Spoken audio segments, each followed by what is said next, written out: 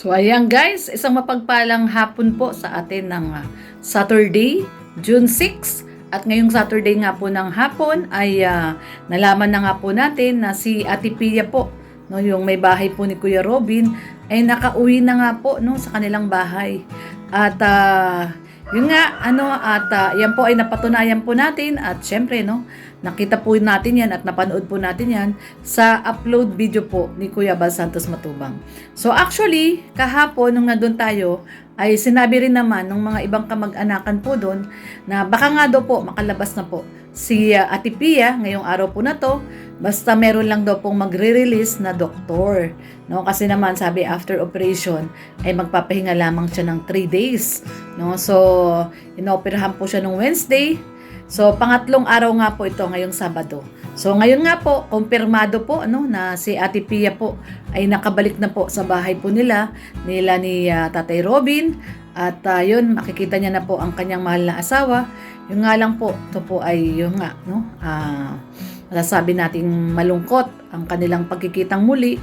Kasi, yun, si Kuya Robin po ay nakahimlay na po doon sa kanyang hinihigaan na coffin. So, medyo magiging mabigat po, no? Para kay Ate Pia, nadatnang po niya ang kanyang asawa doon na nakahimlay na po.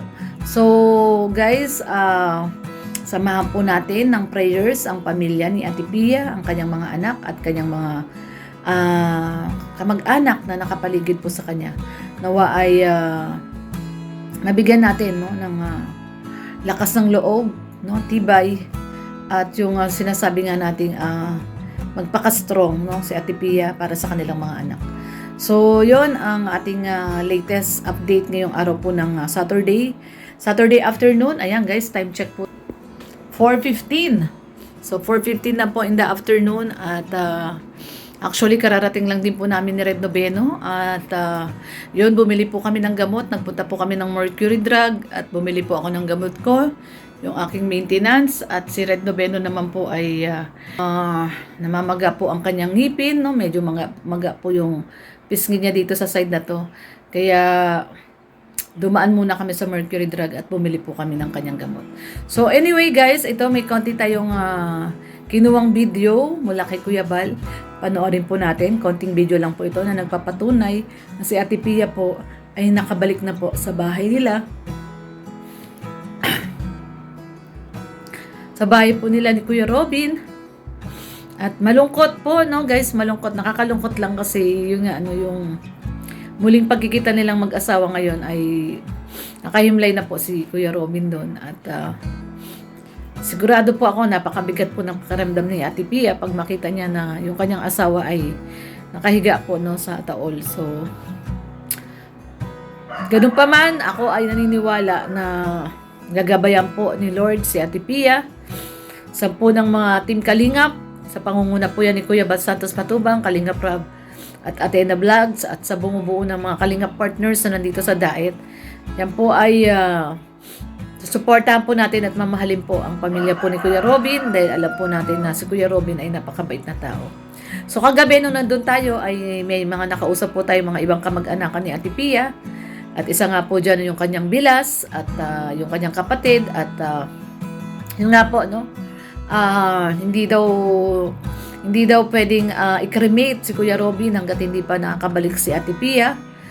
Same thing din yung sinabi ni Kalingap Nico na kapatid ni Kuya Robin na hihintayin daw po talaga ang paglabas ni Ate Pia sa ospital. At doon ay tsaka lamang po ipapakremate si Kuya Robin at dadaling nga daw po sa Naga. Yun po ang napag-usapan nila. Nasa Naga daw po ipapakremate dahil ang kagustuhan po ng pamilya ni Kuya Robin sa India ay may madala, no? May madala si Kuya Nico, no, na pauwi papuntang India na kanila namang pong ilalagay no sa puntod din po ng kanilang ama. So, yun po yung sinasabi ni Kuya Nico kagabi na ang gusto ng mama nila ay pagsamahin no, yung kanilang papa at si Kuya Robin. So, yun no, ang hinihiling ni Kuya Nico ay makadala kahit buto daw po, no. Yun yung request niya, buto or Yung ash daw kasi ay may iwan syempre sa may bahay ni Kuya Robin, kay Ate Pia at sa kanyang mga anak. So ang request ni Kuya Nico ay makapag-uwi siya sa India ng buto ni Kuya Robin para maisama nga daw po no ito sa puntod ng kanilang ama. So yun guys, malungkot no, malungkot na balita po itong nangyari kay Kuya Robin dahil hindi talaga natin na-expect na ganun kabilis no na mawawala si Kuya Robin, pero ganun pa man, ipanalangin po natin sila, no? Isama po natin sila sa ating everyday prayers na gabayan at maging strong po si Ate Pia, lalo na bagong opera siya, no? So, yun guys, ito po, panoorin po muna natin yung konting video po na kukunin ko po para kay kukunin ko po sa video po ni Kuya Val para po meron po tayong ano dito na ipapakita na talagang nakauwi na po si Ate Pia. So ito po, panoorin po natin.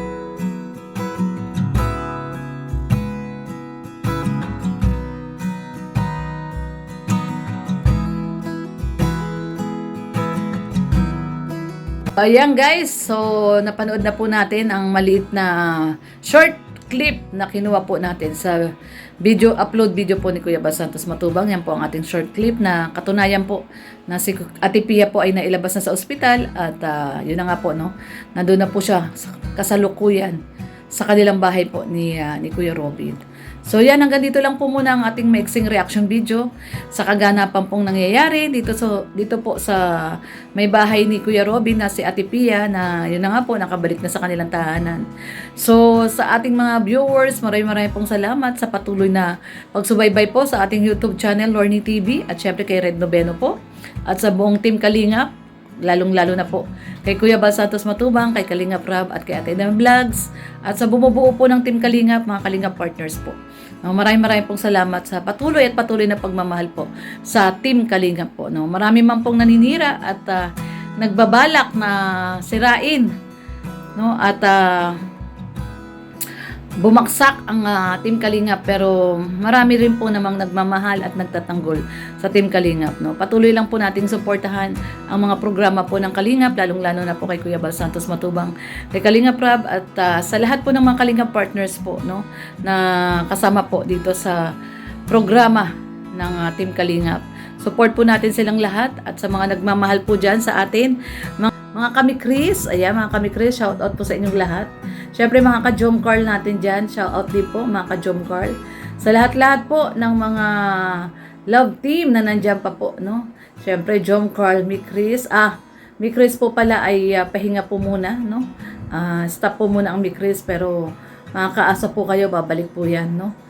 Sa tamang panahon po, no? Sabi nga nila ng mga kami Christianers natin, sa tamang panahon ay magbabalik po ang Mikris. Syempre nandiyan pa rin po, no, ang matibay, no? Talaga naman from original love team ang Jom Carl. At syempre ang ano po, no, ang Franjoy. Ayan, suportahan po natin.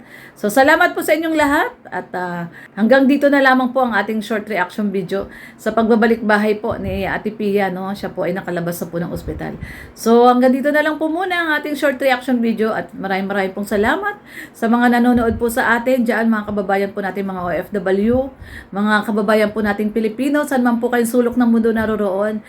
Yan. Have a blessed Saturday to all. Isang mapagpalang umaga, tanghali, gabi. Saan man po kayo sulok ng mundo naroroon.